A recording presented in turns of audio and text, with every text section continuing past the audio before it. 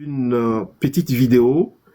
Je signale que j'ai été sur Internet, regrouper plusieurs entrevues que tu as accordées à des médias.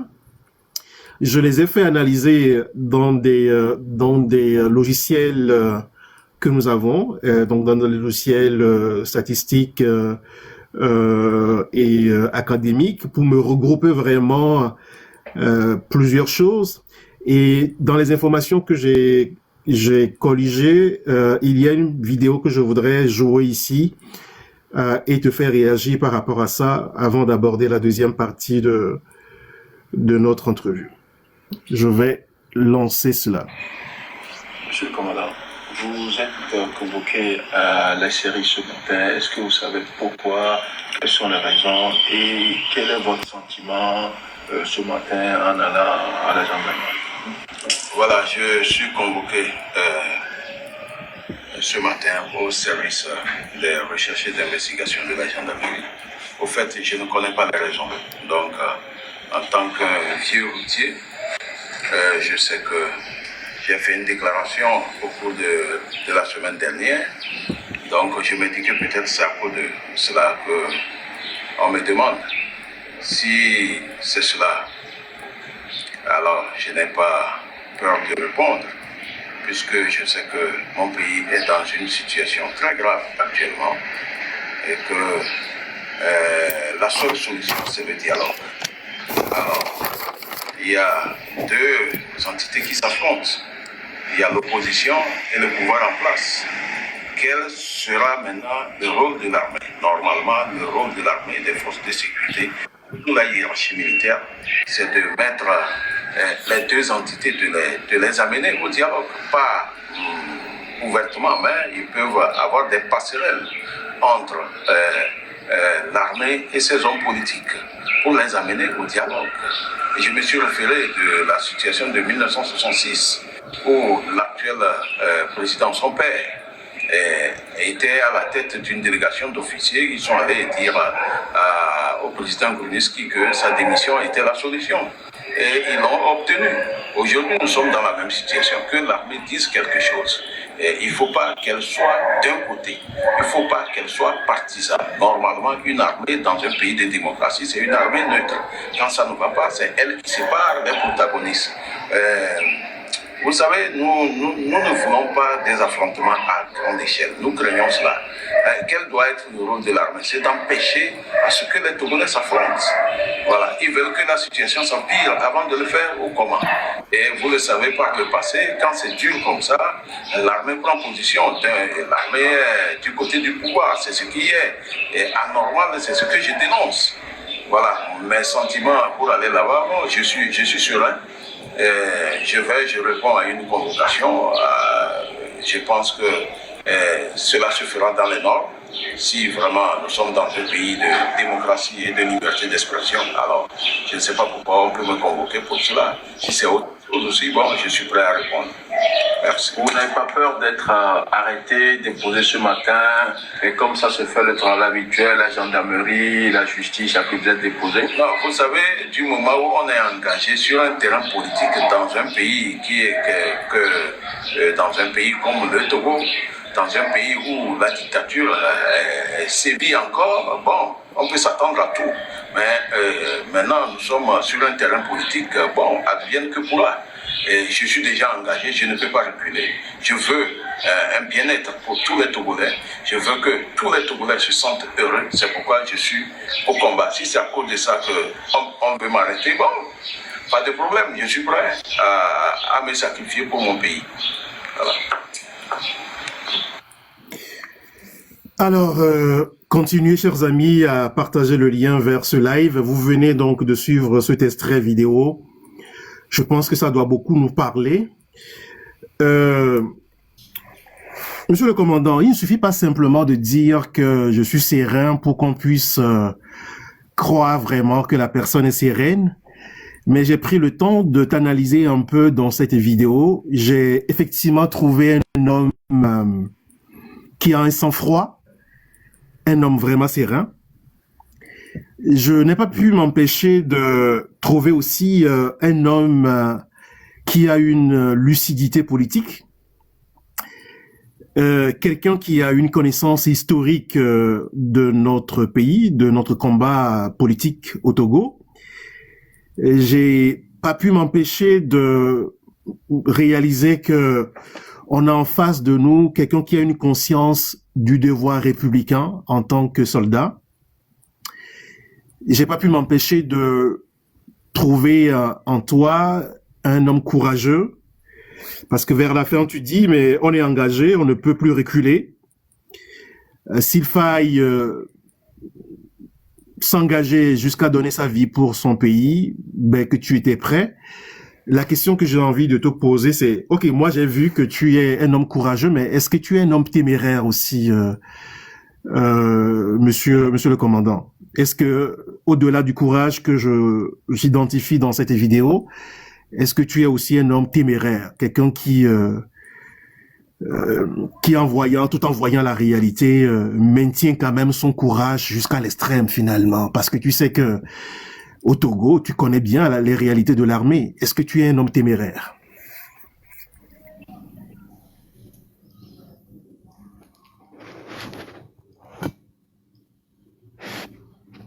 Allô? Oui, allô? Est-ce que vous m'écoutez? Ah, pas encore, c'est maintenant qu'on commence à t'écouter. Voilà. Partagez le live, s'il vous plaît, soutenez-nous. Partagez et puis tapoter parce que on dirait que Oui, on est attaqué. voilà, quand j'ai écouté ça, ça me ramène, je pense, oui, 11 ans en arrière. Hein? C'est 11 ans, c'est ça. Non, Ok. 12 ans plutôt, 12 ans en arrière. Oui, dire que je suis téméraire, voilà, je ne peux pas le dire, hein. Mais tu sais, quand on était à l'école d'officier, dans une notation, mon commandant de brigade m'avait noté que je suis un homme serein. Et souvent, il dit que la sérénité de Ama. Voilà. Bon, téméraire, j'ai eu cette note,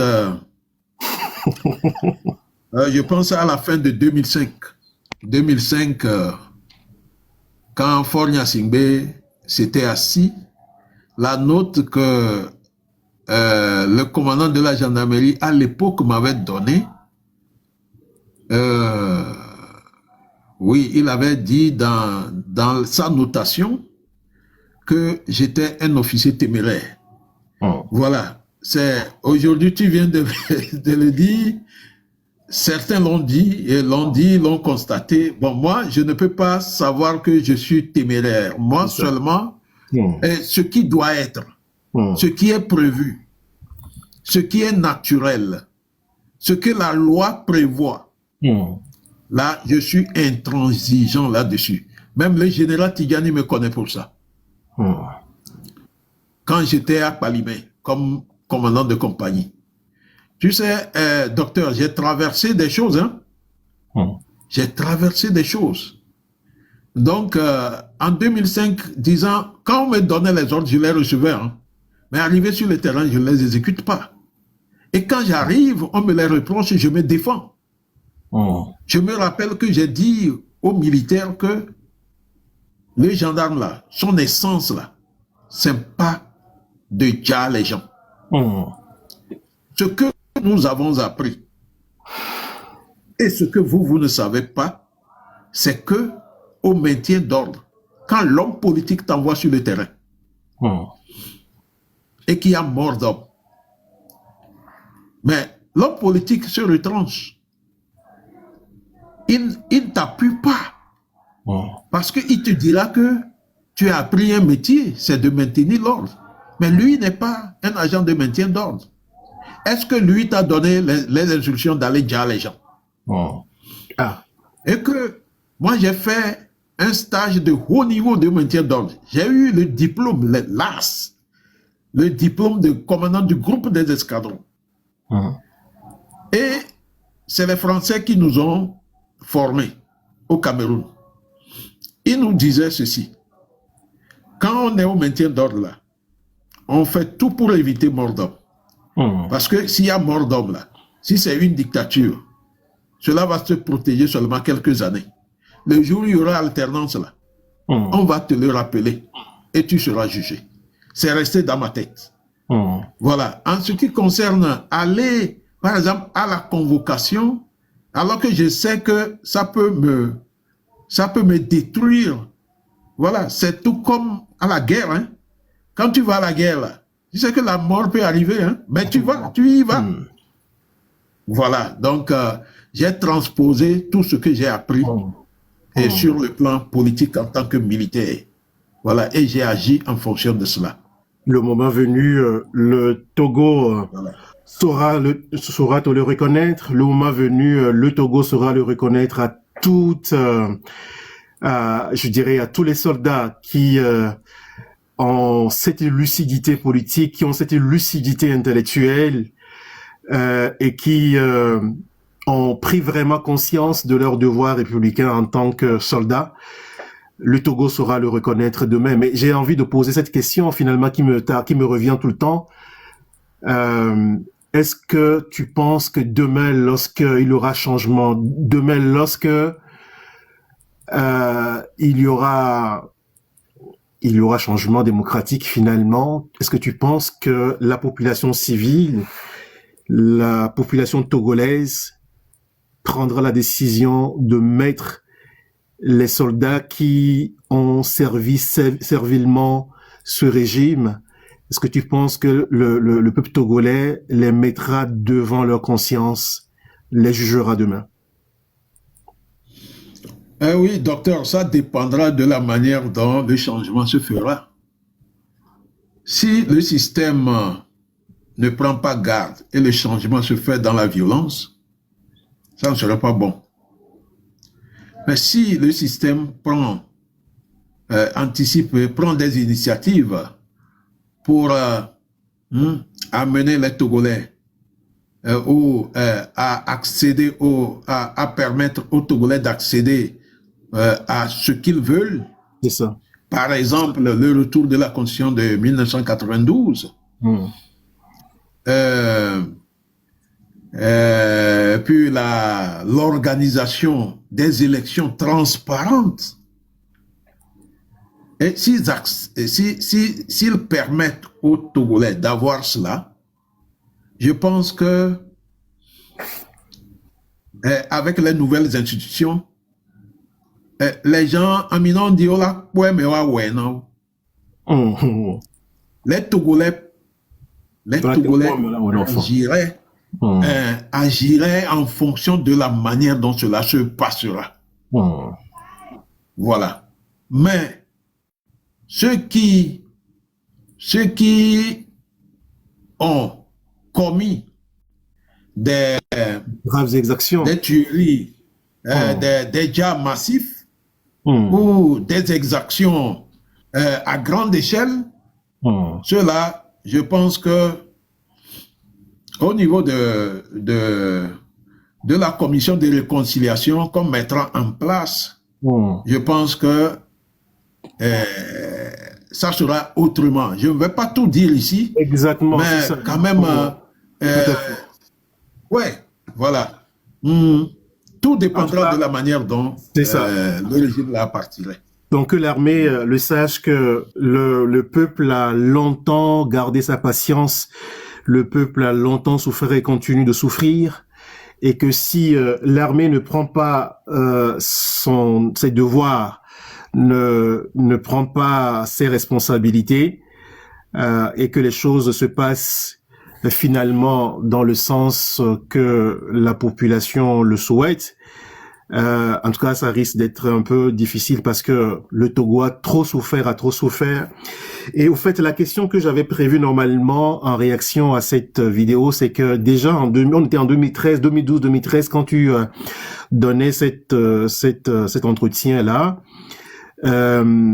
tu disais que l'armée togolaise a été au cœur de l'histoire politique du pays jusqu'en 1900, depuis 1963, et surtout surtout en 1966, Feu Yadema et d'autres officiers ont exigé la démission de Greniewski et puis aussi de Meachi. Pourquoi cela est impossible aujourd'hui? Ou penses-tu qu'aujourd'hui, 12 ans après que tu aies lancé cet appel-là, aujourd'hui, le fruit est mûr et que cela est possible?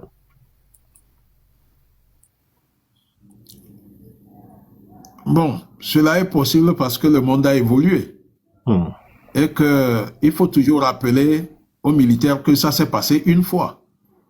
Parce que ce noyau dur qui se tague sur la solidarité communautaire pour empêcher les autres de réfléchir autrement, vous savez, eux, ils disent aux gens que ça ne s'est jamais passé.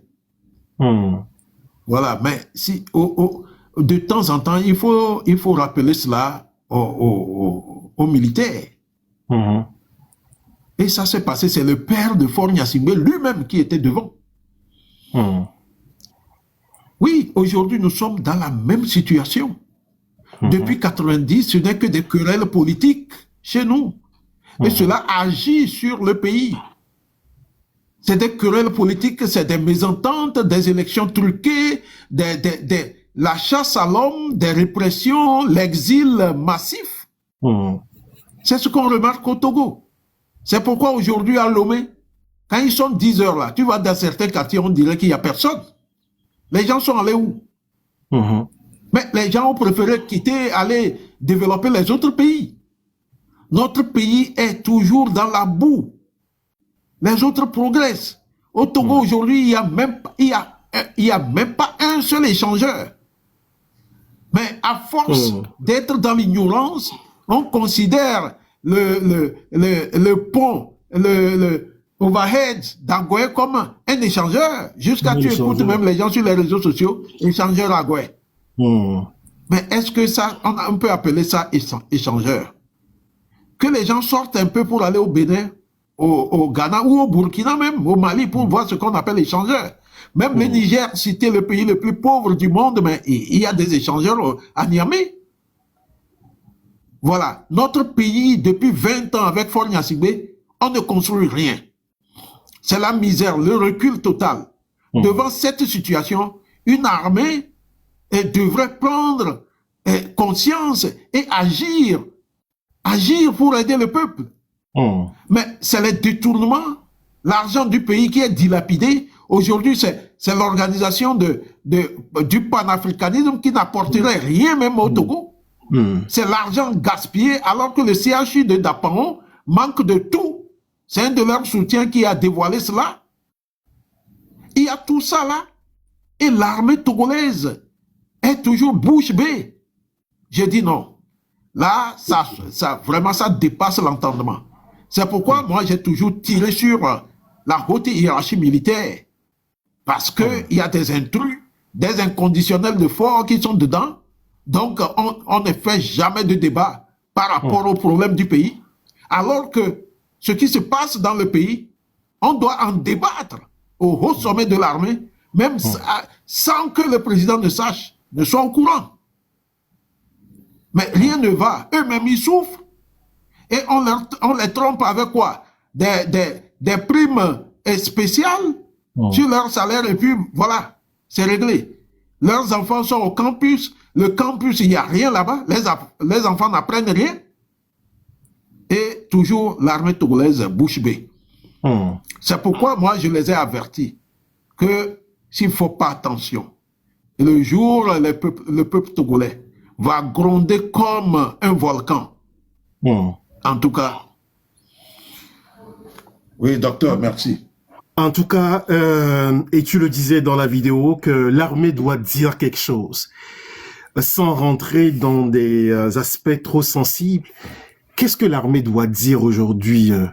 Ne serait-ce que nous donner, partager avec nous quelques-unes de tes réflexions. Qu'est-ce que l'armée doit dire? Tu disais également dans la vidéo que il faut que l'armée crée une passerelle entre elle-même, l'armée, et puis les acteurs politiques. Qu'est-ce que l'armée doit dire aujourd'hui avant que ce volcan ne soit déclenché peut-être à partir de demain? Merci. Aujourd'hui, le Togo, dans cette situation, la haute hiérarchie doit. Aujourd'hui, Faure Gnassingbé veut jouer au malin en donnant une coquille vide à Sanvi de Tove, alors que tout le monde sait que c'est lui qui tire toutes les ficelles. En l'état, la haute hiérarchie doit aller, de gré ou de force, rencontrer M. Faure Gnassingbé. Et avant d'y aller, ils doivent recenser les grands problèmes qui minent notre pays aujourd'hui. Parce que le Togo n'est pas une nation. Le Togo est profondément divisé, encore profondément divisé. Et quand un pays, les populations sont divisées comme ça, l'armée ne doit pas être tranquille. Voilà. La cohésion de l'armée implique la cohésion au sein de la population. En l'état, pendant 20 ans, avec les détournements, avec tout ce qui se passe, l'armée doit dire à M. Faure Gnassingbé que finalement c'est lui l'obstacle qui empêche le Togo d'évoluer, qu'il rende le tablier et qu'on organise une élection transparente. Parce que tout le monde sait que quand un régime n'est pas soutenu par la majorité de la population, c'est la nature qui parle. Hein. Le président, celui qui est au sommet de l'État, n'arrive pas à travailler. La preuve, M. Bodiona appelle tous les Togolais à s'unir derrière Faure Gnassingbé pour leur nouvelle constitution. Mais il a tout faux. Aujourd'hui, les Togolais ne peuvent pas s'unir derrière Faure Gnassingbé parce qu'ils savent que c'est important que la population, la majorité de la population, soit derrière leur champion. Ce n'est pas le cas aujourd'hui. Et ça, pendant 20 ans, l'armée doit agir.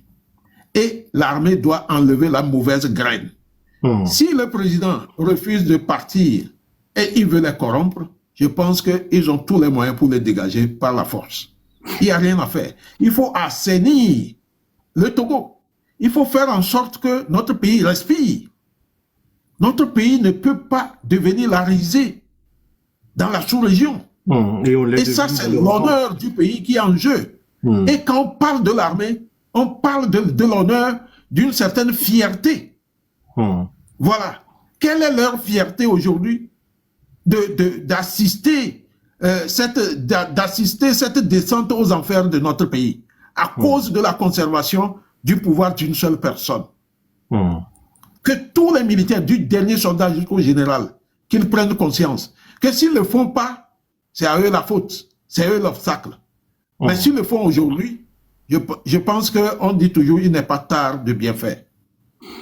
Voilà. Il n'est pas tard de bien faire. Et est-ce que tu penses, commandant, est-ce que tu penses que c'est le noyau dur là qui doit faire cette démarche, ou bien il y a d'autres voies, il y a d'autres petits noyaux, il y a d'autres franges peut-être républicaines de l'armée qui doivent prendre cette responsabilité-là? Comptes-tu soit sur le noyau dur dont tu nous as parlé au début de cet entretien? Avant que cela n'arrive, que la haute hiérarchie prenne des mesures pour neutraliser le noyau dur. Ça, sans cela, ils ne pourront rien faire. D'abord, les isoler, avant d'aller dire cette vérité à Faure, les isoler. La haute hiérarchie doit se rassurer avec les unités d'élite. Voilà. Faire en sorte que la cohésion entre la haute hiérarchie et les démembrements soit parfait. Voilà. Ça, je sais que ça sera dur à faire, mais ce n'est pas impossible. Parce que ce problème, une ou deux unités au Togo peuvent régler ça. Et se faire... une ou deux unités d'élite, c'est ça? Oui, absolument. Peuvent le faire. Et les autres vont suivre. Ça commence toujours comme ça. Les autres vont suivre. Si on les met devant le fait accompli. Si on les met devant le fait accompli, et dans ce cas, la population doit être un soutien incontournable, c'est ça? absolument. Vous savez, les Togolais, dans leur ensemble, tant à l'intérieur qu'à l'extérieur, je sais que ils s'attendent à ça, à une certaine alternance. Voilà. Et si ça arrive, je pense que tout cela qui amènerait le Togo à quitter ce carcan-là, je pense qu'ils seront adoubés par toute la population togolaise. Sauf les 12% qui continuent de soutenir fort. C'est eux. Et 12% là, c'est rien. Ils vont se cacher. Ils vont se cacher. Et là, ceux qui nous suivent, vous voyez que nous rentrons vraiment dans le cœur de l'appel que nous souhaitons lancer à l'endroit des forces armées togolaises. À partir de demain, le 8, le M106 lance un appel aux mobilisations populaires et citoyennes. Qu'est-ce que les soldats, qu'est-ce que les forces armées, les forces de sécurité doivent faire là concrètement pour accompagner le peuple togolais à partir de cette nuit, à partir de demain, parce que là, depuis le début de l'année, et bien avant, plusieurs années avant, depuis plusieurs décennies maintenant, que les Togolais aspirent à ce changement démocratique. Et là, sûrement demain, à partir de demain, les Togolais vont se mettre encore dans les rues pour revendiquer toujours le même changement démocratique à la tête donc de notre État. Qu'est-ce que les forces armées, les forces de sécurité de l'ordre doivent faire pour accompagner le peuple togolais, monsieur le commandant? Voilà, dans une telle situation, ce que moi je peux leur dire, si vraiment ils ont la possibilité de se communiquer entre eux, surtout les soldats qui sont éclairés, les militaires qui veulent dans leur corps, dans leur profond esprit, qui veulent le changement. S'ils sont nombreux, par exemple aujourd'hui, on peut-être qu'il y a mobilisation de 2000 à 3000, voilà, demain matin, qu'ils désertent les casernes. Et on verra ce qu'ils vont faire. Qu'ils désertent les casernes et qu'ils se mettent avec les gens dans les rues. Ou si on les déploie, lorsque la foule arrive à leur niveau, avec les armes qu'ils ont dans la main, ils n'ont qu'à se joindre à la foule. Et ils vont voir que les vieux même sortiraient de leur maison. Et ils vont demander aux autres de ne pas réprimer les populations. Ça s'est passé ailleurs. On a vu tout récemment. Et que d'autres militaires n'ont qu'à rejoindre le mouvement. Tout comme ça s'est passé à Madagascar. C'est possible. C'est possible? Mais que les militaires arrêtent de... Ils se connaissent, ils savent qui est qui. Mais les gens, leurs camarades qui renseignent et qui envoient des informations au noyau dur, on les isole. Mais si, par exemple, on mobilise 600 quelque part et 500 partent, les 100 là feraient quoi? Ils feront rien. Ils peuvent rien faire. C'est ce qu'on redoute et on essaie de les embobiner, de leur dire des choses les matins avant de partir. Le chef de l'État, il vous envoie 5 000 francs chacun ou 3 000 francs chacun pour votre bière. Et sortez, frappez les gens. Il faut arrêter ça. Ça évolue, le monde évolue. Nous, Togolais militaires, on ne doit pas toujours rester dans cette posture-là pour avoir 5 000 francs, 2 000 francs, 10 000 francs ici. Non. Qu'on revalorise le salaire du militaire. Que le militaire soit logé. Que le militaire ait un hôpital militaire. Ou quand il est malade, leur assurance maladie là, on leur prélève, mais quand ils vont à l'hôpital, ils n'ont que des miettes comme médicaments. Quand ils sont dans une situation délicate, ils sont obligés de débourser, les parents qui déboursent pour soigner les soldats à l'hôpital, en dépit de leur assurance maladie. Ça se passe. Chers militaires, le changement qui viendra au Togo, là, l'argent de phosphate et du port seulement, là, fera en sorte que vous ayez même le double de votre salaire. Et le salaire évoluerait en fonction du coût de la vie. Exactement. Quand on est militaire, on est protégé par, non seulement on est protégé par on est protégé par la Constitution, on est protégé par des lois spéciales pour vous mettre dans des situations pour avoir le courage d'aller même affronter l'ennemi. C'est tout comme dans l'armée américaine et ailleurs. Quand vous êtes militaire, chaque année, par exemple, vous avez des primes de vos vêtements. Et si on ne vous les donne pas, on vous donne l'argent pour les payer. Et chaque année, vous avez un congé de 1 mois. Alors que dans l'armée togolaise, pour avoir un congé d'1 mois, c'est très difficile. Un congé d'1 mois. On peut permettre aux officiers de voyager dans les pays limitrophes. Si tu as un bon salaire, tu économises, à la fin de l'année, lors de vos congés, vous pouvez demander un visa pour aller en Angleterre. Et l'armée vous aide à avoir le visa. Et on doit vous mettre dans de bonnes conditions. Logement, un soldat. Il faut construire des célibataires pour les soldats célibataires. Des chambres-salons pour les soldats de rang. Des 2 chambres-salons pour les sous-officiers. Sous-officiers supérieurs, 3 chambres-salons. Officiers, 4 chambres-salons. Et vous y êtes jusqu'à la retraite.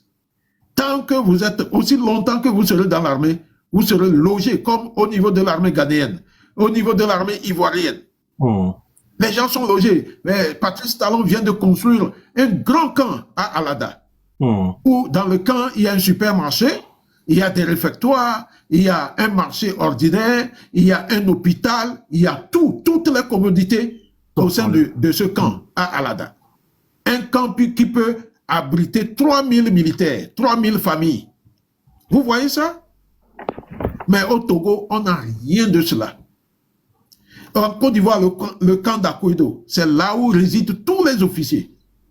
Vous pouvez être au ministère de la Défense, vous êtes logé au camp d'Akouido, dans des villas. Et en ville, on a construit des logements sociaux pour les militaires. Si vous voulez, vous y habitez, et jusqu'à ce que on vous prélève un peu, jusqu'à la retraite, cette maison-là devient la vôtre. C'est comme ça qu'on entretient une armée, pour que les soldats soient disponibles et aller au front sans être inquiétés. C'est ça. Mais quand on vous prend pour le front et le derrière n'est pas bon, comment vous pouvez avoir la conscience tranquille, pour l'esprit tranquille pour travailler sur le terrain? Voilà ce qui se passe à chose. À Pipa Kandi et ailleurs, quand les terreux apparaissent, certains de nos soldats n'arrivent pas à tenir. Voilà. C'est la démocratie, l'état de droit qui mettra tous les militaires dans de bonnes conditions. Et le soldat doit se battre pour ça. L'officier doit se battre pour ça. Que de rester dans dans un statu quo qui n'arrange même pas les gens. Et qui ne les arrange pas eux-mêmes et qui n'arrange pas à leur famille. Et nous sommes ici en train donc de leur lancer des appels très très très vibrants, des appels à la prise de conscience, à un éveil de conscience, espérant justement que nos cris, nos appels puissent vraiment leur parvenir. On s'achemine progressivement vers la fin donc de cet entretien. Il y a beaucoup d'autres questions que j'avais prévues normalement, mais je sais que tu as d'autres obligations tout de suite après notre entretien. Je voudrais te demander de prendre quelques secondes, cher commandant, pour formuler une fois encore un appel à l'ensemble des forces armées togolaises, d'une part, et un appel à la population civile, pour que la population civile puisse surmonter sa peur, parce qu'on a dit beaucoup de choses. Je pense que ceux qui nous suivent là, vous pouvez puiser beaucoup d'informations, beaucoup de choses pour se préparer pour demain, pour répondre à l'appel que nous lance le M66. Et je signale au passage que le M66 n'est pas un mouvement politique, mais c'est un mouvement citoyen. Parce que fatigués finalement par la situation, des jeunes Togolais ont pris conscience que il faut que maintenant ce soit le peuple togolais lui-même qui se lève et aille chercher au fait la victoire, aille chercher la libération qu'il veut pour son pays. Donc, monsieur le commandant, quel est ton message? Quel est le message que tu as lancé? Et moi, ça me fait plaisir parce que souvent, moi, je dis, bon, je suis pas sûr que ces gens-là, ils nous écoutent. Je suis pas sûr vraiment que ces gens-là, ils sont sensibles à l'éducation qu'on essaie vraiment, aux sensibilisations qu'on essaie de faire. Mais là, tu nous as vraiment rassurés dans ce sens. Quel est le message que tu as à l'adresse des forces armées togolaises à partir de demain? Voilà, merci docteur. Chers militaires, policiers et gendarmes du Togo, pendant longtemps, le système de Faure Gnassingbé vous a réduit, je dirais, comme un instrument de conservation de pouvoir. La preuve, le mardi, quand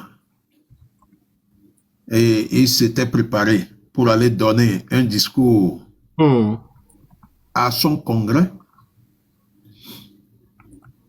la distance, beaucoup de militaires le savent, que la distance entre sa maison et l'hémicycle, ça ne fait même pas 2 kilomètres. Mais qu'est-ce qu'il a fait? Il avait un cortège impressionnant avec sa sécurité rapprochée, un hélico en l'air pour impressionner d'abord les populations et maintenir la terreur sur elles et sur les députés ministres qui étaient dans les parages et dans les salles. Vous savez, c'est vous les militaires que Faure regarde. Partagez. Et c'est sur vous qu'il compte pour terroriser le peuple togolais dans son ensemble. Moi, je souhaiterais que vous puissiez lui dire que ça suffit comme ça. Il vous a utilisé pour terroriser le peuple togolais pendant longtemps. Ça ne peut plus continuer comme cela. Vous n'êtes pas une machine contre votre peuple, mais vous devriez être le protecteur, une armée protectrice de toute la nation. Normalement, vous, militaires, là, vous n'appartenez à personne, vous appartenez à tout le peuple togolais. Et on ne peut pas vous utiliser, vous êtes formés pour la guerre, on ne peut pas vous utiliser pour étouffer les aspirations d'un peuple. Voilà. Prenez conscience et réfléchissez. Faites en sorte que les relations de bon voisinage entre vous soient renforcées par la confiance des uns des autres. Parce que ce qu'on remarque, quand certains ont une bonne intention pour le peuple, ils deviennent des cibles. Vous-même qui êtes du noyau dur, changez de mentalité. Parce que le progrès du Togo profiterait à tous les Togolais sans exception. Vous qui vous accrochez pour que le régime là ne change jamais, pensez aussi au temps, pensez à vos enfants et faites en sorte que le Togo aille mieux. comment ça sera? Vous savez, c'est une alternance permanente qui fait évoluer un pays. Certains d'entre vous sont allés plusieurs fois au Mali, en Côte d'Ivoire, pour le maintien de la paix. Et vous trouviez là-bas des moyens qui vous aidaient. Aujourd'hui, tout est fini. Vous êtes devant le fait accompli. C'est difficile aujourd'hui. Vos salaires sont maigres. C'est difficile pour vous aujourd'hui. Faites en sorte que demain soit meilleur pour vous. Avant que cela ne soit meilleur, il faut absolument mettre fin au régime de Faure Gnassingbé. Ce n'est pas moi seul qui le dis. C'est tout un peuple. Avec Madame Nyakade, qui est Bissou Ténoir. Et vous-même, vous savez ce que Madame Nyakade représentait pour Faure Gnassingbé lui-même. Alors, donc,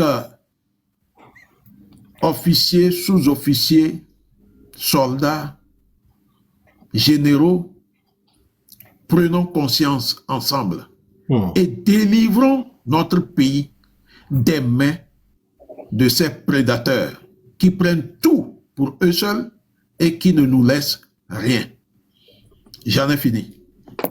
Forces armées togolaises, délivrons notre pays des mains des prédateurs. Notre pays n'appartient ni à un clan, ni à un régime. Il appartient à l'ensemble du peuple togolais, du peuple souverain. Restez du côté du droit et refusez la répression et honorez votre mission. Nous avons vu cela tout au long de cette émission.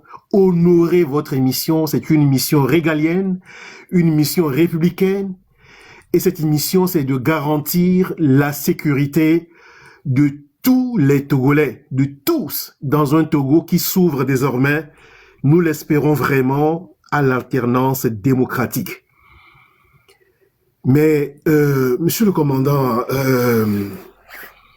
je pense que les civils, le peuple qui nous a écoutés ce soir a tiré beaucoup d'enseignements de tes réflexions, de ton partage d'expérience.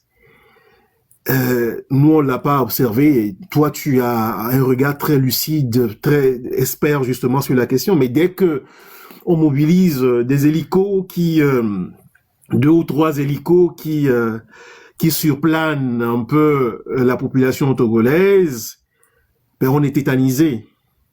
On est tétanisé. Mais là aussi, on a appris déjà que Lomé est quadrillé.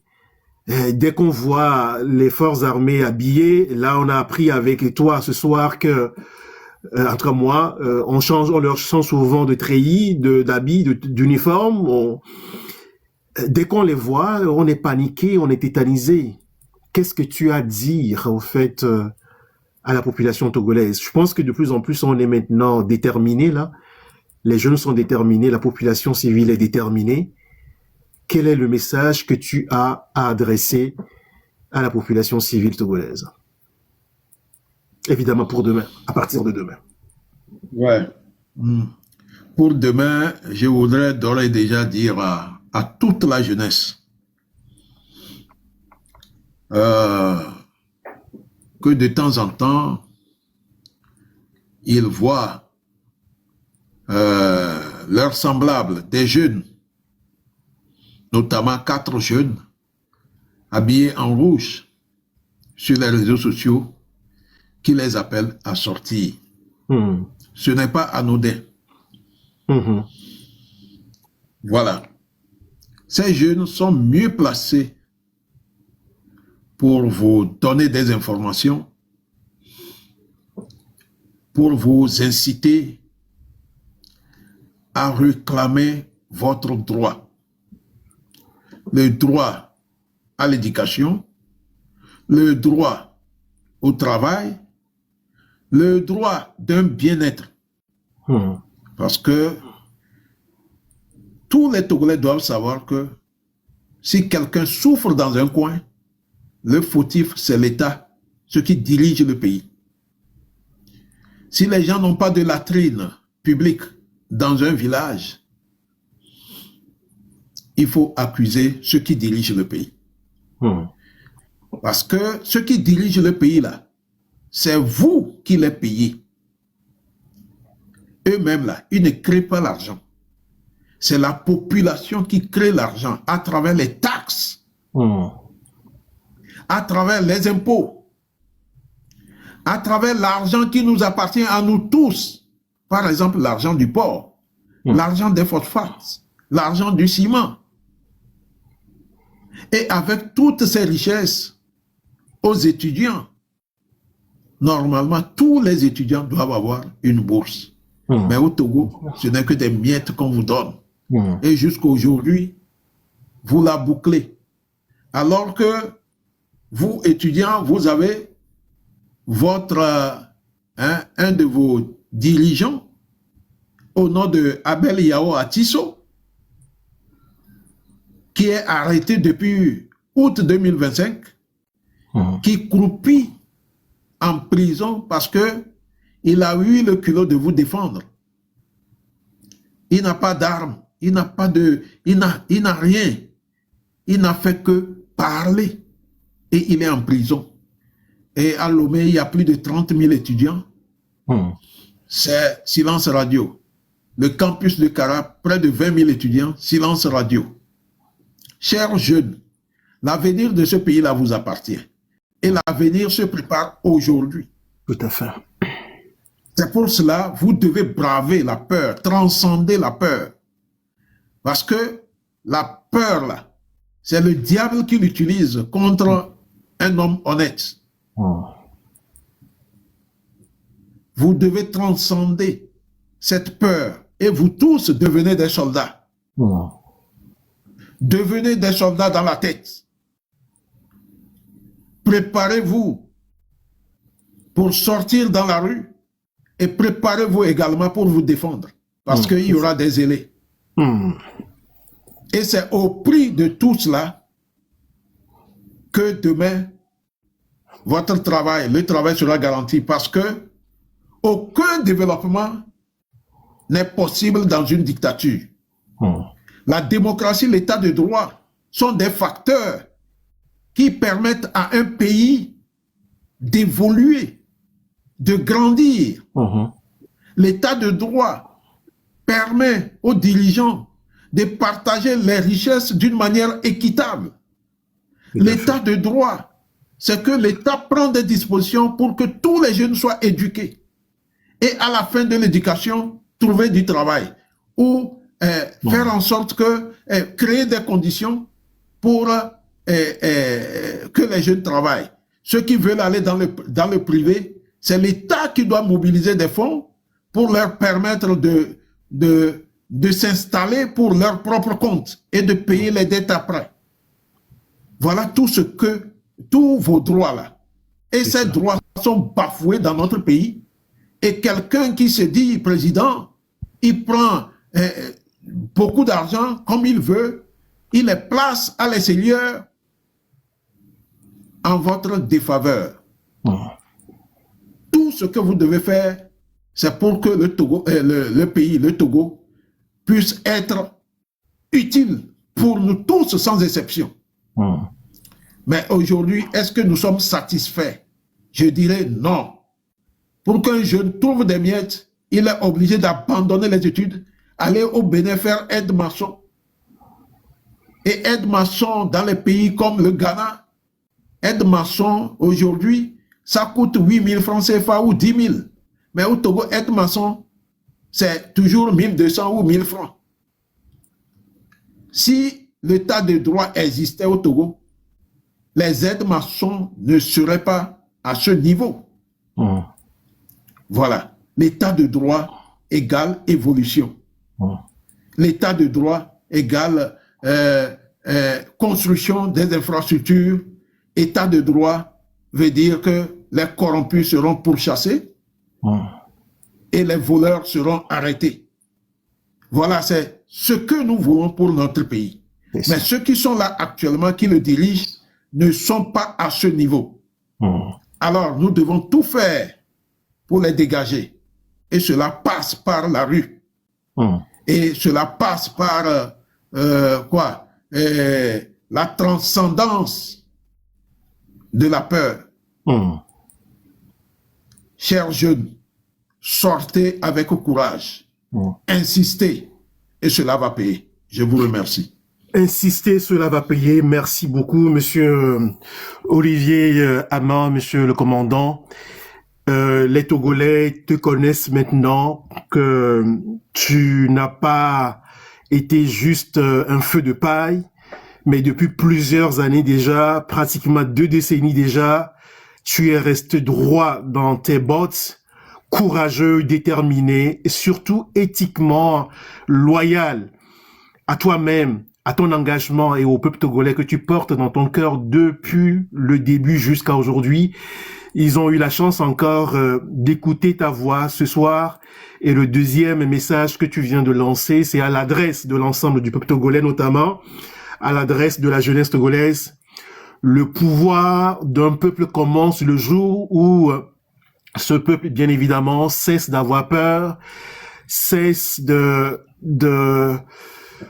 se résigner, prend son courage entre les 2 mains, transcende ses peurs, transcende ses hésitations.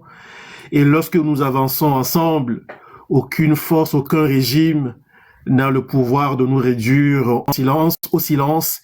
Et c'est ce que nous espérons vivement donc du peuple togolais à partir de demain, qui fait face à un moment ultime de son histoire, soit accepter et se battre pour se libérer définitivement de ce régime, ou soit continuer toujours à croupir sous le joug que fait peser ce régime-là sur lui. Un grand merci, monsieur le commandant. On a encore quelques minutes. Je vais quand même ouvrir le panel dans les minutes qui suivent pour que 2 ou 3 personnes puissent soit appuyer le message que tu viens de délivrer ce soir, pour exhorter et appeler le peuple togolais à sortir massivement à partir de demain, ou soit s'il y a quelques-uns qui ont des questions pour toi, ils auront tout à l'heure le loisir donc de te poser ces questions. Donc nous étions en compagnie avec le commandant Olivier Amand qui nous a entretenus ce soir. Il y avait beaucoup de questions que j'avais prévues, mais compte tenu donc de ses obligations, de ses contraintes professionnelles, il va nous quitter dans les minutes qui suivent, mais il y aura certainement d'autres occasions. Que le régime tombe demain, que le régime tombe dans 2 jours, dans 3 jours, dans 1 semaine, ou même dans les semaines qui viennent, il y a encore beaucoup de choses à dire, parce que nous devons, à travers cette révolution, poser les bases des réflexions aussi qui doivent être prises en considération dans la reconstruction de l'armée républicaine de demain. Donc, une fois encore, merci. Nous avons été en compagnie, une fois encore, avec Olivier Amand. Son parcours est un rappel brutal, mais nécessaire, qu'au Togo, on peut torturer un homme. Au Togo, on peut l'emprisonner. Au Togo, on peut radier même un homme de l'armée. On peut le réduire au silence, mais on ne peut pas éteindre la vérité. Il faut savoir rester loyal, fidèle à son propre engagement, fidèle aux causes nobles que nous portons à nous. Merci beaucoup. On va ouvrir le panel que souhaiterait partager avec nous, lancer un appel à l'adresse du peuple togolais, puisse le faire dans les secondes qui viennent. Aujourd'hui, j'ai pas de modérateur, donc je vais gérer tout cela. Je vais faire monter quelques personnes qui ont demandé à monter et on verra. Alors, lorsque je vous fais monter, s'il vous plaît, avant de prendre la parole, mettez votre micro sur muet, s'il vous plaît. Oui, entre-temps, ma modératrice nous a rejoint. Je vais, dans les secondes qui viennent, lui donner la possibilité donc de faire circuler la parole. Donc, hier, nous avions reçu le leader, le président de la SET, de la synergie des étudiants et élèves togolais, M. Bertin, qui nous a entretenu sur le thème « Être étudiant au Togo, entre survie et engagement démocratique » aujourd'hui. Nous sommes en compagnie avec le commandant Olivier Amand, qui nous a entretenu sur « Être soldat au Togo, entre survie et engagement démocratique ». Donc, ceux qui n'ont pas encore la parole, mettez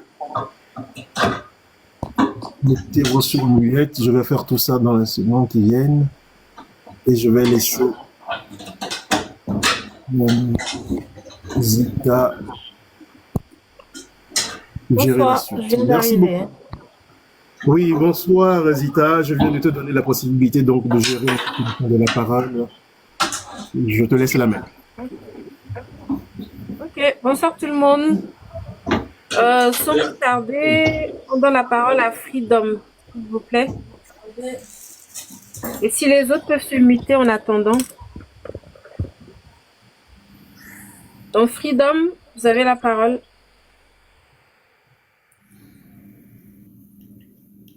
Est-ce qu'il nous entend? Bon, on va laisser Freddy en attendant alors. Freddy Koué.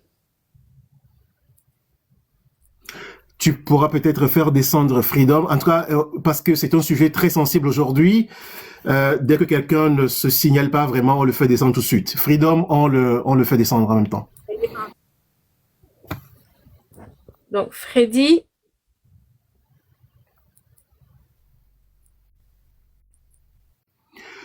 Der Traum des Matrosen, merci beaucoup d'avoir vraiment pris le relais dans le chat aujourd'hui lorsque Zita n'était pas encore arrivé. Merci d'avoir vraiment encouragé ceux qui nous suivent dès le début à partager. Je vois toujours que tu participes donc à nos lives. Un grand merci des Traum des Matrosen donc pour tout le rôle que tu as joué. Ça m'a vraiment fait du bien. J'apprécie énormément. Merci beaucoup. Oui, Zita, donc... Freddy, il s'est mis en pause.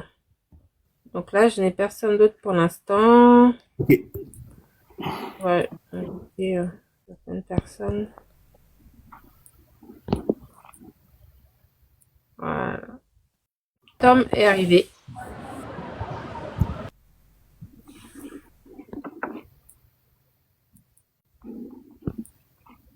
Tom, tu nous entends? Bien. Oui, bonjour Cyril. J'ai pris votre émission en cours de route parce que j'étais au volant, donc Okay. je ne pouvais pas. Et pour le peu que j'ai suivi et pour avoir déjà connu le commandant qui un jour à l'aéroport de Lomé, par hasard, j'avais pas eu le temps de prendre mon visa et m'a sauvé en appliquant une règle simple, démocratique et de reconnaissance de mon appartenance quand même à la nation togolaise et m'a laissé passer. Et je me souviens, ça m'a marqué ce jour-là parce que j'avais que 48 heures pour voir ma maman et continuer vers la mission que j'avais en ce moment-là. Alors, merci beaucoup Cyril, merci Zita, bonjour à vous tous, bonjour commandant. Et heureux encore de te croiser. On s'était croisé sur le live de Papa Ali il y a à peine 48 heures.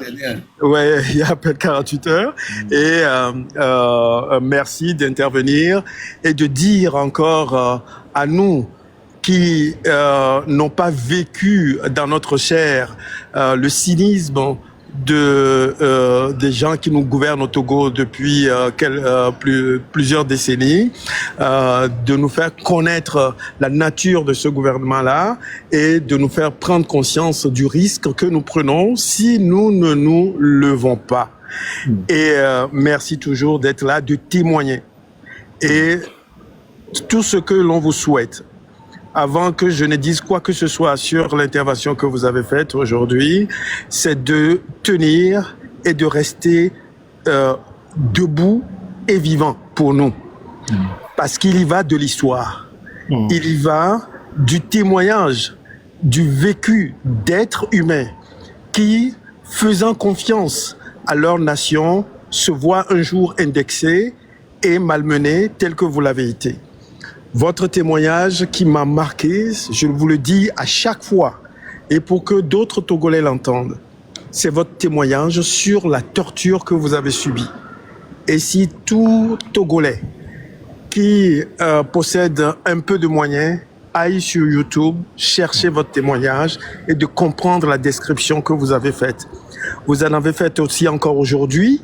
Je n'ai pas entendu la totalité, mais je pense que la portée de ce que vous avez dit aujourd'hui a aussi la même acuité que ce que vous défendez depuis toujours, lorsque vous êtes sorti des griffes de cette dictature-là. Alors, mon commandant et Cyril, demain, c'est un grand jour pour nous. C'est une date historique pour le Togo. Non pas pour l'événement qui va se passer, non pas pour l'appel que nous donnons aujourd'hui, mais la prise de conscience que le Togo n'est pas né lorsque la famille Eyadéman a pris ce pays en otage. Le Togo existait bien avant cette famille-là et existera toujours. Mais là où il est, tous, comme nous sommes, patriotes, nous devions nous mettre debout pour combattre. Combattre sans relâche pour obtenir demain, 8 décembre, la libération définitive de notre pays. Alors, commandant, ma question fondamentale, et là, ça va chercher au plus profond de vous. Parce qu'à chaque fois que vous prenez la parole, vous avez une pudeur pour nous dire où vous trouvez cette force-là intérieure et de venir nous exposer la nature des gens qui nous gouvernent. Parce qu'à chaque fois que vous faites cet exercice, j'imagine le rappel de la souffrance que vous avez vécue.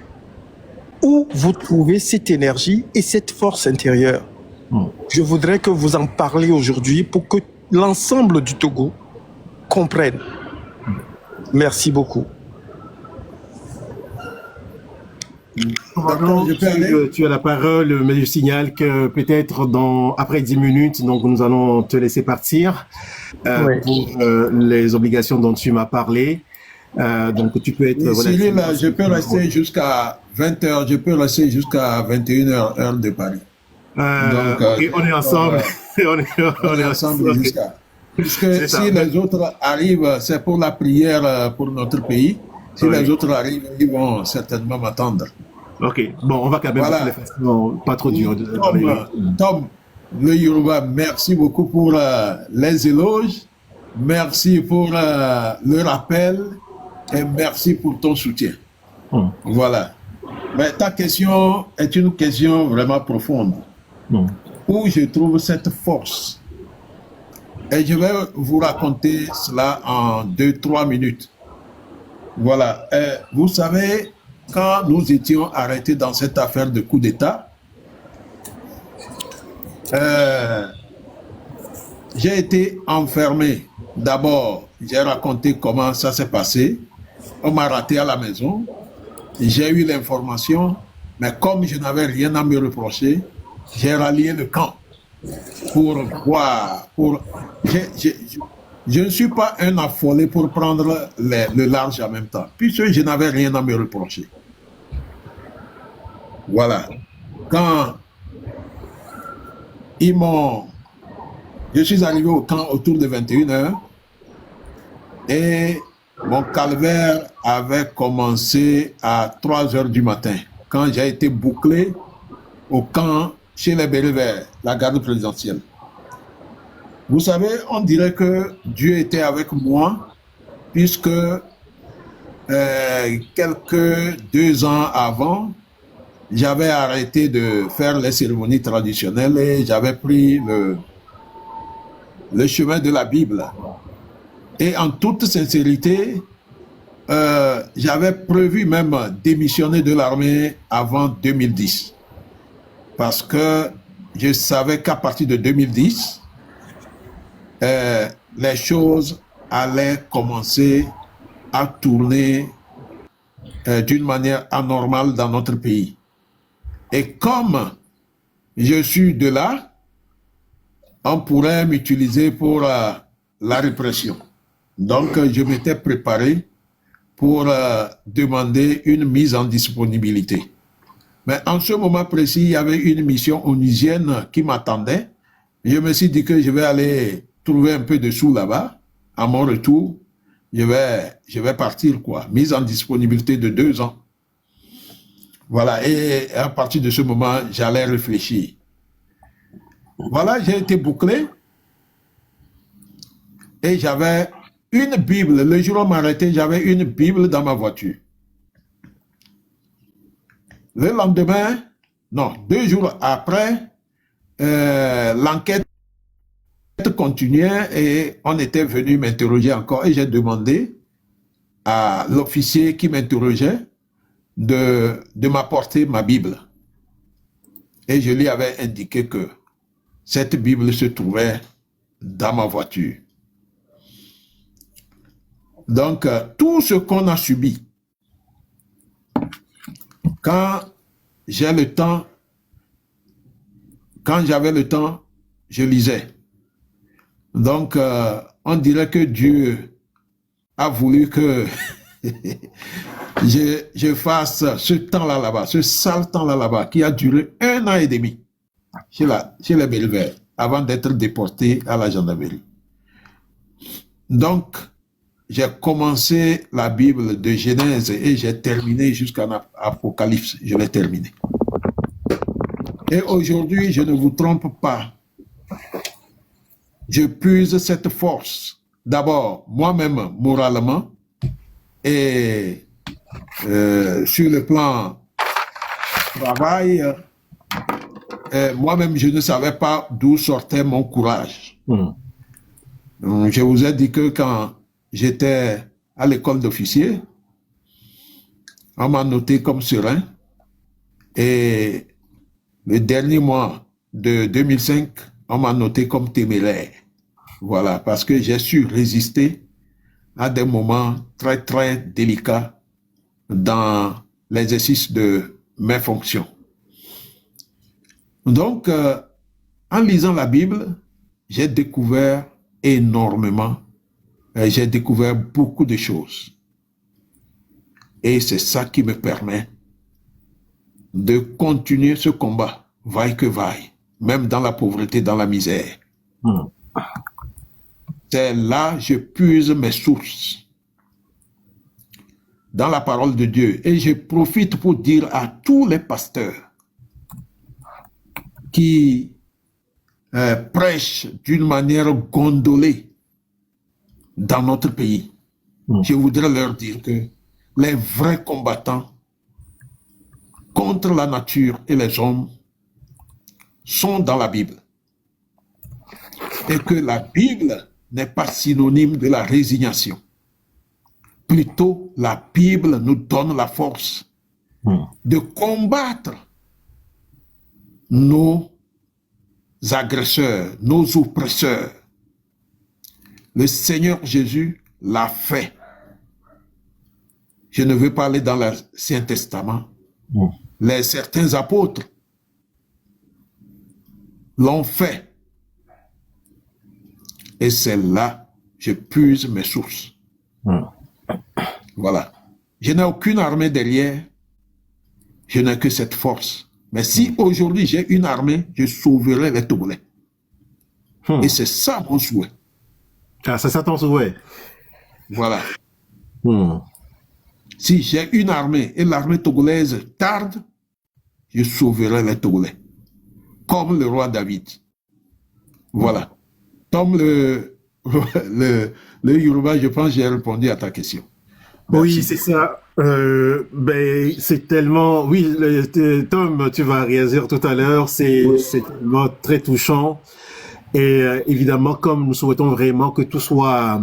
tous les témoignages qui sortent, toutes les réflexions que nous partageons soient centrées sur la journée de demain.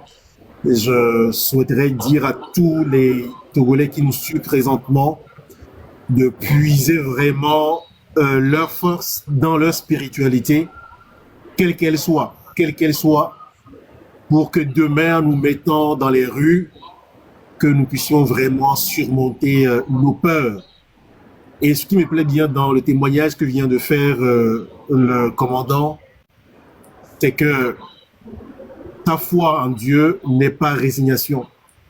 Ta foi en Dieu n'est pas je ne me mêle pas de la politique, je croise les bras et que Dieu viendra lui-même sauver le Togo.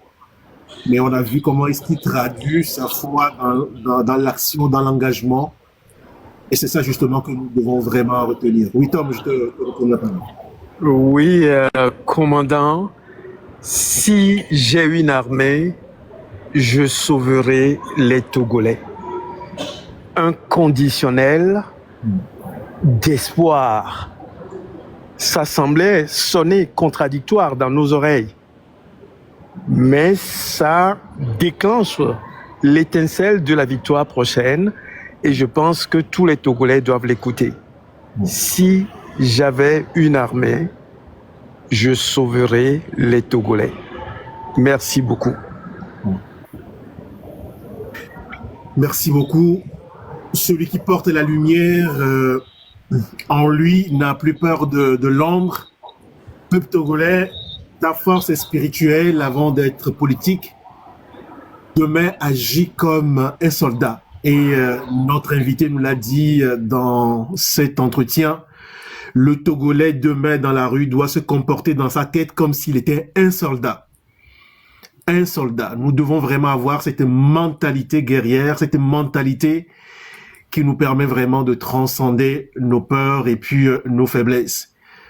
Zita, est-ce que tu avais quelque chose à dire ou est-ce qu'il y a d'autres qui aimeraient monter et également exhorter le peuple togolais pour demain? S'il y a des gens qui veulent monter, dites-le nous dans l'espace commentaire, s'il vous plaît. Là, pour l'instant, je n'ai personne qui monte. Il y a des gens qui ont demandé qu'ils nous fassent signe.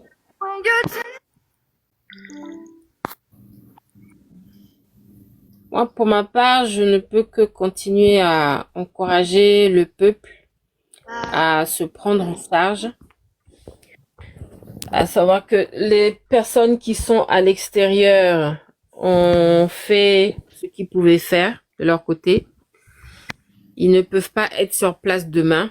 Certains le seront sûrement. La plupart ne pourra pas être sur place. Mais cela n'empêche rien du tout. Bien au contraire, il faut que chacun décide de rendre l'endroit où il vit meilleur. C'est ça. Il y a certains qui font la demande. Je te fais monter cette personne. Ouais. Tu l'accueilles, Zita. Bonsoir, les doigts. Oh, bon. J'arrive pas à prononcer le nom. Oui, bonsoir, c'est Centre d'Awirmba. Ouais. Merci, docteur Séré, pour nous avoir donné l'opportunité, une fois encore, oui. D'apprendre de notre cher commandant qui nous a beaucoup édifiés. J'admire son courage, surtout qu'il n'est pas loin du pays. Il est au bout, disons, à côté de ces gens-là. Oui, tu peux couvrir cette partie, s'il te plaît. Alors, oui? Tu peux couvrir cette information, s'il te plaît. De quelle information parlez-vous?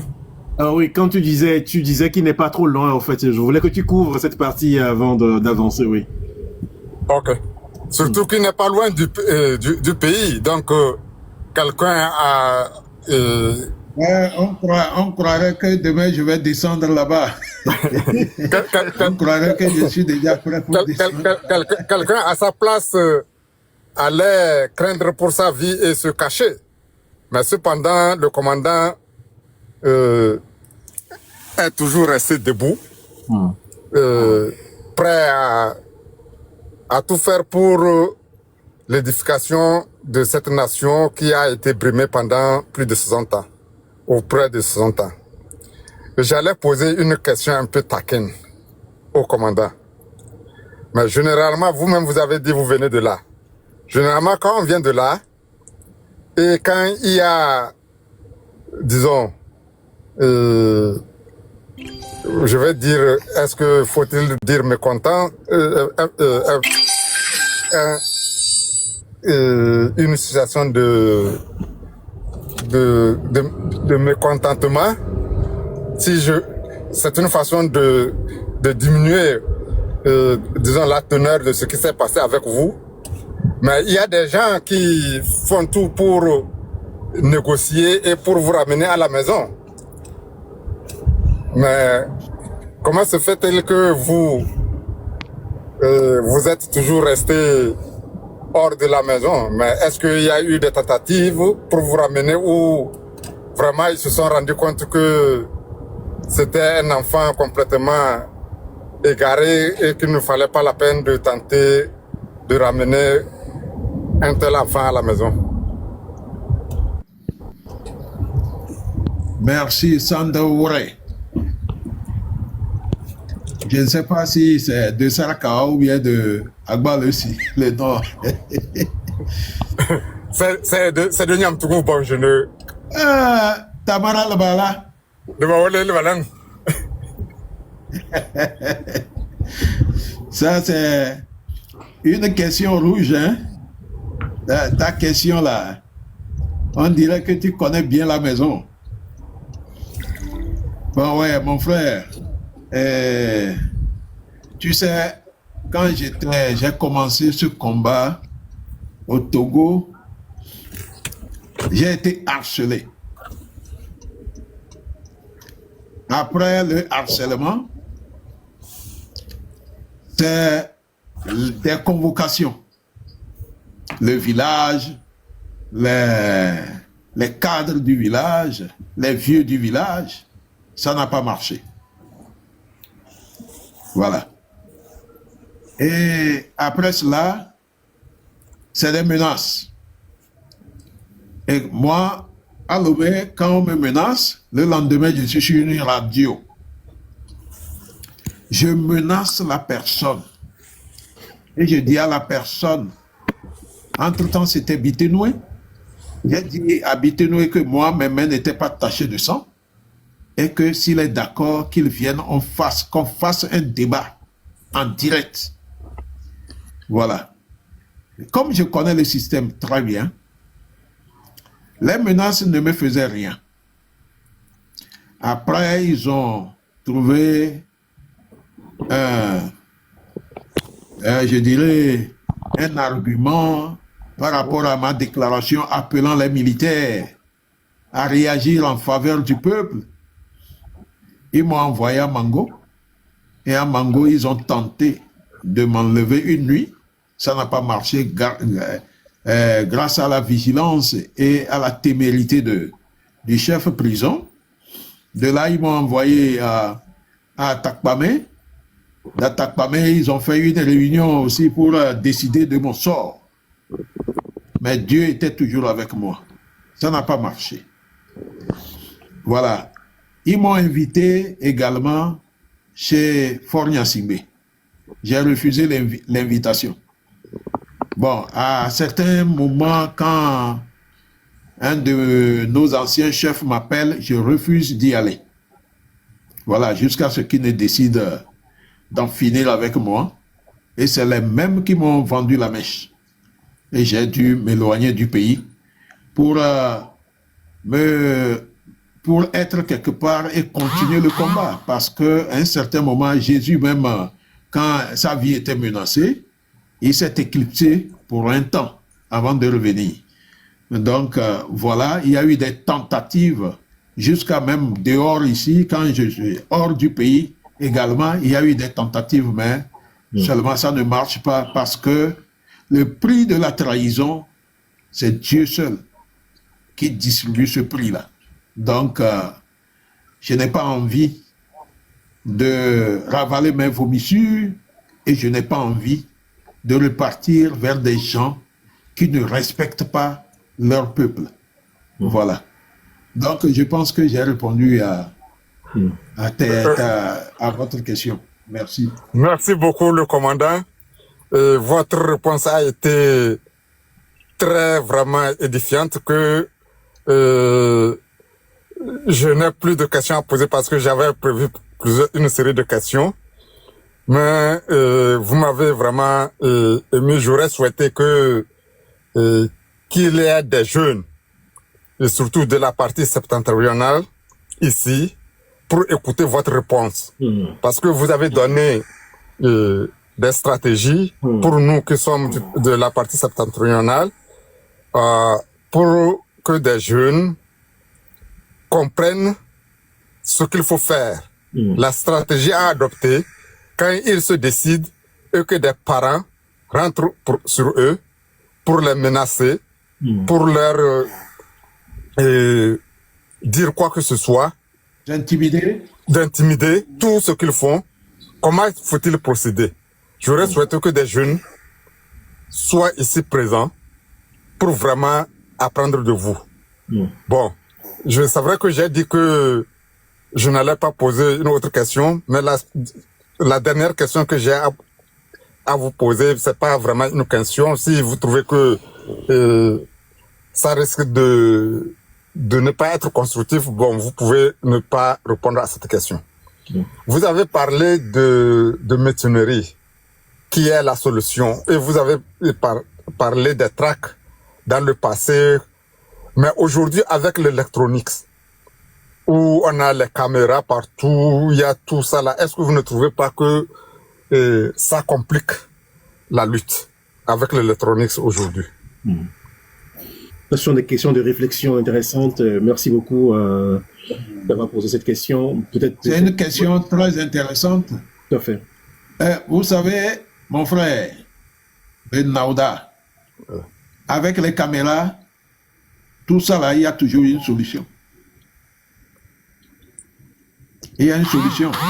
Les jeunes connaissent également l'électronique. Bon, si c'est des choses qui sont sophistiquées, il y a d'autres moyens, hein? Les jeunes en connaissent. Je donne un exemple, par exemple. Un exemple plutôt. Quelque part où il y a les caméras, il suffit de porter une casquette avec un cache-nez, les gants, et c'est réglé, quoi.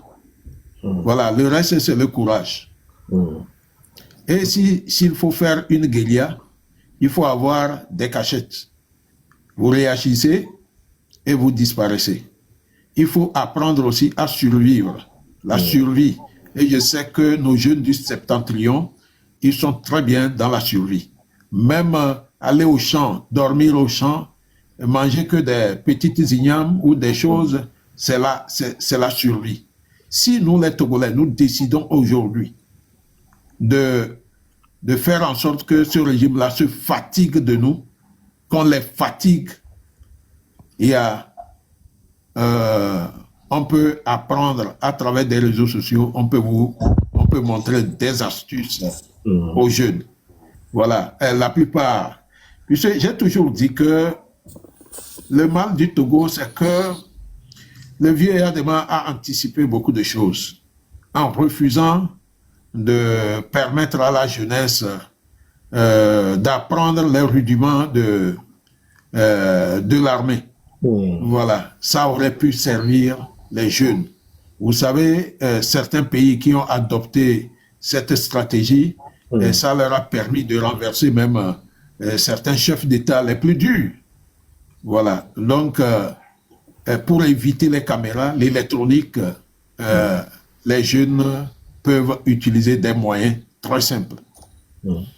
Si je dis les cagoules aussi, c'est faisable, mais il suffit d'un cache-nez, une casquette, des gants, et puis des tenues qu'il faut utiliser et ne plus réutiliser à la maison. Voilà. Donc ça, ils peuvent trouver des solutions pour ces caméras et l'électronique. Je pense que j'ai répondu en partie à cette question. Merci beaucoup, c'est vraiment la réponse est édifiante. Je crois que ça aussi permet aux jeunes, s'ils avaient peur de ces soi-disant caméras, qu'ils comprennent que il y a toujours une solution. Donc, d'enlever cette peur qui les hante. Merci beaucoup, mon commandant. Je n'ai plus de questions pour vous. Merci infiniment. Merci pour ces questions Allez, que merci à toi aussi. vous adressez à notre commandant. Merci beaucoup. Ah, il me semble que oui, le commandant est toujours là avec nous. Donc, est-ce qu'il y a encore d'autres personnes qui aimeraient intervenir? Sinon, ce soir, nous avons été abondamment nourris par l'intervention donc du commandant Olivier Amar. Notre émission avait un double objectif et je pense que nous l'avons vraiment atteint ce soir. Donc, c'était de sensibiliser les forces armées togolaises à prendre leurs responsabilités, à prendre conscience de leurs devoirs régaliens et républicains, à se mettre plutôt du côté de la population, du peuple qui revendique au fait un changement démocratique à la tête du pays depuis plusieurs décennies déjà. Leur rôle n'est pas de brimer, d'exercer des exactions, des violences barbares sur la population. Nous en avions parlé abondamment ce soir. Et l'autre objectif, c'était pour que le peuple prenne conscience lui aussi de son pouvoir souverain et surtout de transcender la peur, de transcender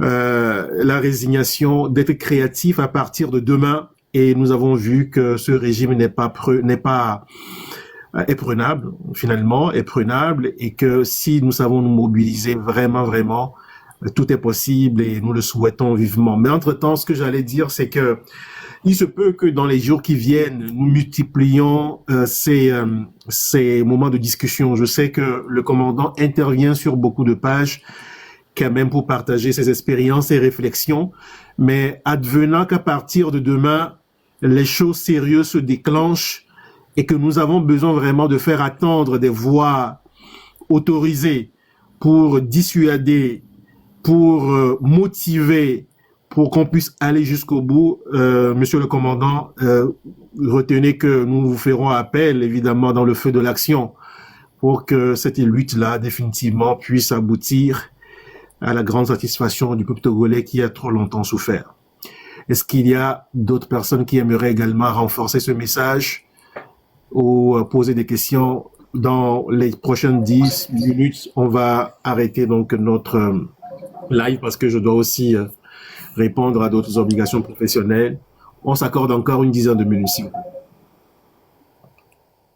Je crois que Tom voulait rajouter quelque chose, il me semble.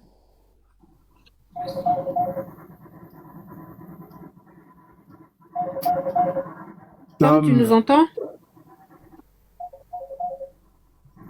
Bah non, pour l'instant, il ne nous entend pas. Je vous entends. Mais je suis avec ma fille qui fait ses activités, donc ça va être un peu compliqué de renchérir sur tout ce que le commandant et vous-même vous avez dit. Donc je vais pas vous faire participer à ce brouhaha qui est autour de moi. Merci grandement, commandant, pour tout. Et puis, écoutez, la lutte continue. Demain, c'est le jour J. Merci beaucoup. Merci infiniment. Alors, est-ce qu'il y a d'autres personnes qui aimeraient intervenir? Oui, nous disons encore merci, un sincère merci à notre commandant. Ça c'est der Traum des Matrosen qui nous dit cela dans les commentaires. Effectivement, nous avons besoin nous disons un grand merci à notre commandant et nous le félicitons, nous lui exprimons notre admiration et c'est ça vraiment dont nous avons besoin au Togo.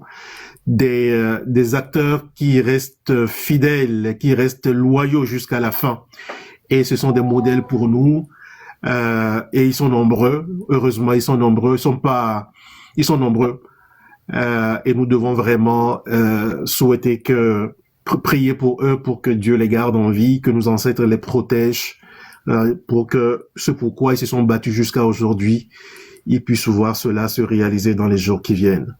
Donc, forces armées togolaises, votre loyauté première doit être à la constitution togolaise, la vraie constitution, pas la constitution de la Cinquième République.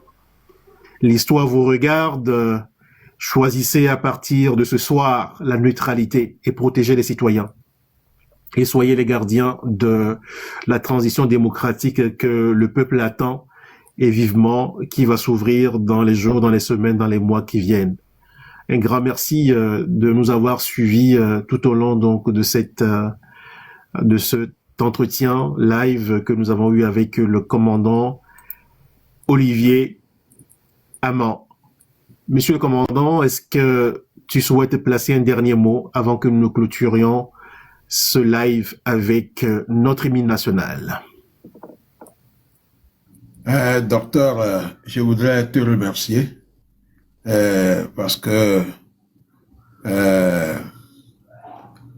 tu m'as fait honneur aujourd'hui.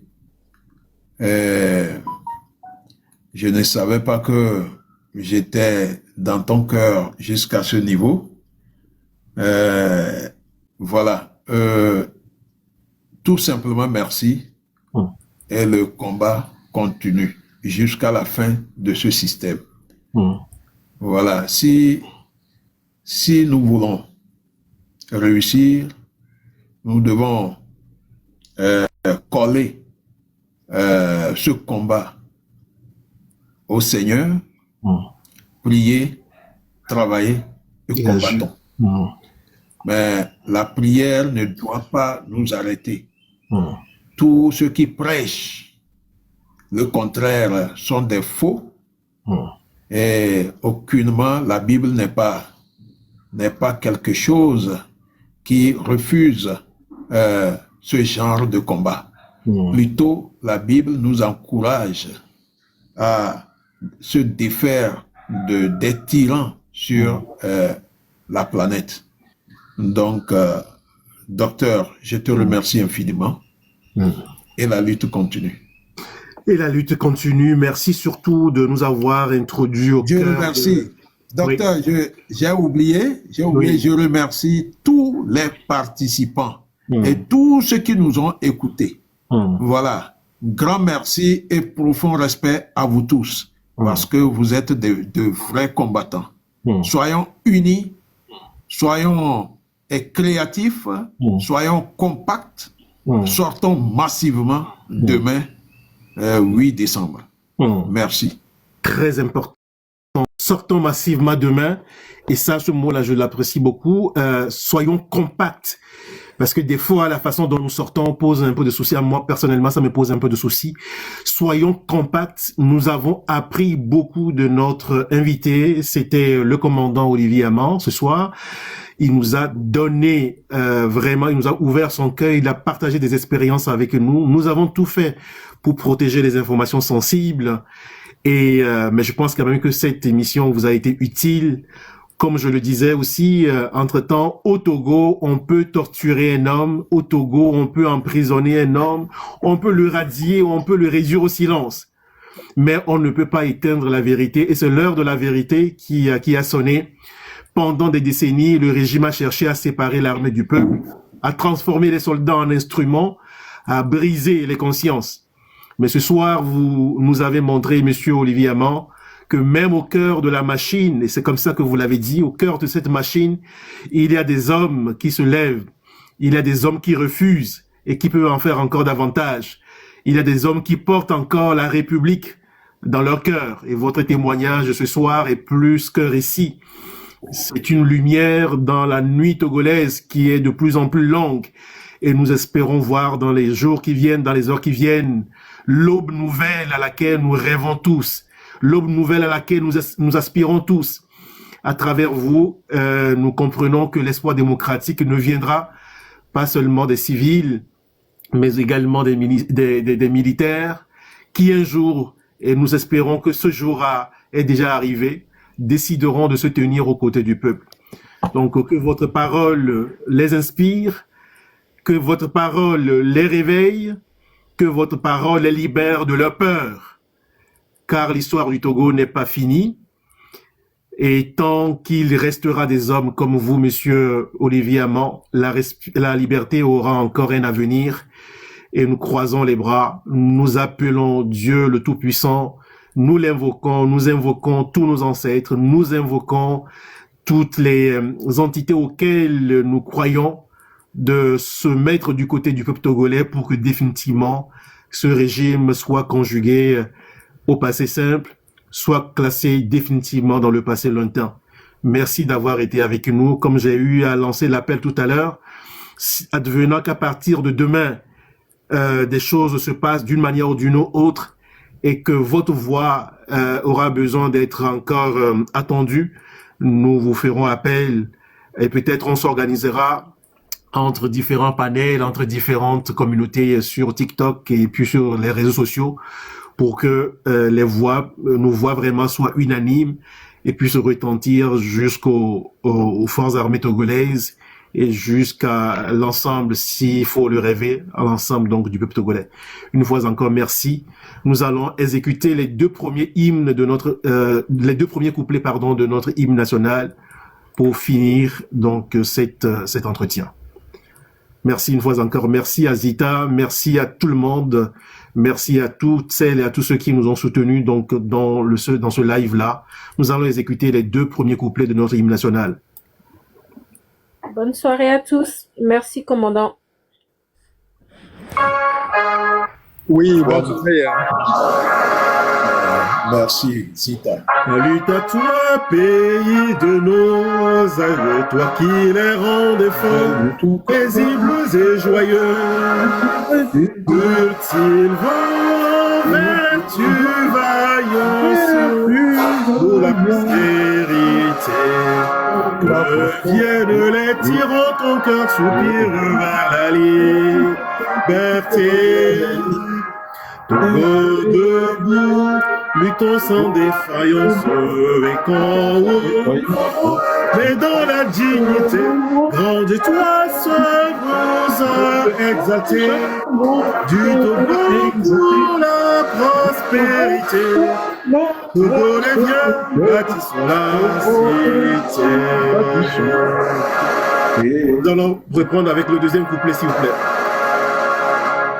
Dans l'unité, nous voulons te servir, et c'est Dieu-là de nos cœurs, le plus ardent désir. Clamons fort notre devise, que rien ne peut ternir. Seul artisan de ton bonheur ainsi que de ton âme, venez.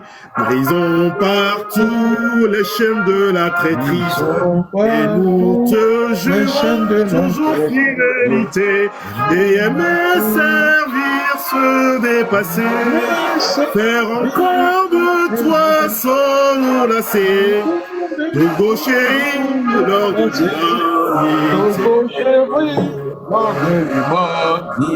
l'humanité. Oui, merci beaucoup. Togo chéri, lors de l'humanité, que demain s'ouvre une ère nouvelle et nous nous battrons jusqu'au bout pour que ce changement démocratique advienne dans notre chère patrie le Togo. Merci à vous tous qui nous avez accompagnés tout au long de ce live. Une fois encore, merci. Bonne soirée. Merci Cyril. Merci beaucoup. Allez. Et mettez-vous dans de bonnes énergies, s'il vous plaît. Au revoir. Au revoir, au revoir. Mettons-nous dans de très bonnes énergies de ce soir. Merci beaucoup. Et luttons. Au revoir, commandant, et à très bientôt. Demain, un jour nouveau. Le commandant est là.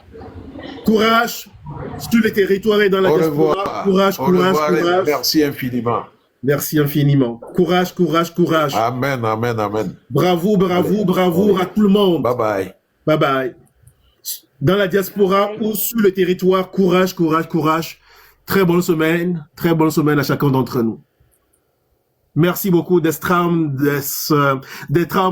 Matrosen. Merci beaucoup. Merci à tout le monde. Merci beaucoup.